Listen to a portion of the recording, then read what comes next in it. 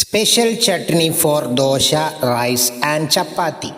Hi friends, ഞാനിന്ന് ഉണ്ടാക്കാൻ പോകുന്നത് സ്പെഷ്യൽ ചട്നിയാണ്. അത് നമുക്ക് ചപ്പാത്തിക്കും റൈസിനും ദോശയ്ക്കും ഒരുപോലെ കഴിക്കാവുന്നതാണ്. വളരെ എളുപ്പത്തിൽ നമുക്കിത് ഉണ്ടാക്കിയെടുക്കാൻ പറ്റും. എന്നാലും നമുക്ക് പ്രൊസീജിയറിലേക്ക് പോയാലോ?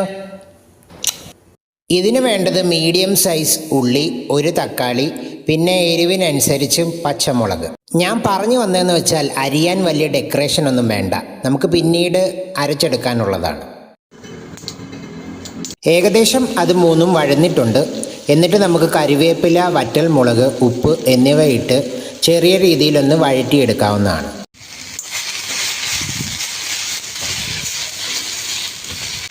മൊത്തത്തിൽ കുക്കായിട്ടുണ്ട്. ഇനി നമുക്ക് ആറാനായി മാറ്റി വെക്കാവുന്നതാണ്. സ്പെഷ്യൽ മുട്ട ചീസ് ദോശയാണ് ഞാനിന്ന് ഉണ്ടാക്കിക്കൊണ്ടിരിക്കുന്നത്. ആ സമയം കൊണ്ട് ആറിയ ചട്നി അരച്ചെടുക്കാവുന്നതാണ്. നമുക്കൊന്ന് ട്രൈ ചെയ്താലോ? ചമ്മന്തി ഞാനങ്ങ് നിറച്ചിട്ടുണ്ട്.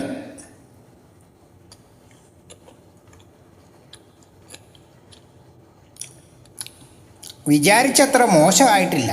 തക്കാളിയുടെ പുളിയും പിന്നെ ഉള്ളിയുടെ ഒരു ടേസ്റ്റും പിന്നെ വറ്റൽ മുളകും കടുകും കറിവേപ്പിലയും അതെല്ലാം കൂടി ഇട്ട ആ ഒരു ടേസ്റ്റ്, നല്ല ടേസ്റ്റുണ്ട്. ഇത് പെട്ടെന്ന് കേടാവാത്ത ചട്നി ആയതുകൊണ്ട് ട്രെയിനിൽ നമുക്ക് യഥേഷ്ടം കൊണ്ടുപോകാവുന്നതാണ്. അപ്പോൾ ഒരു സൊല്യൂഷൻ ആയില്ലേ ട്രെയിൻ യാത്രയ്ക്ക്. എന്തിൻ്റെ കൂടെ വേണമെങ്കിലും നിങ്ങൾക്ക് കഴിക്കാം. ട്രൈ ചെയ്തിട്ട് പറയണം കമൻസിൽ. Okay, don't forget to follow. By.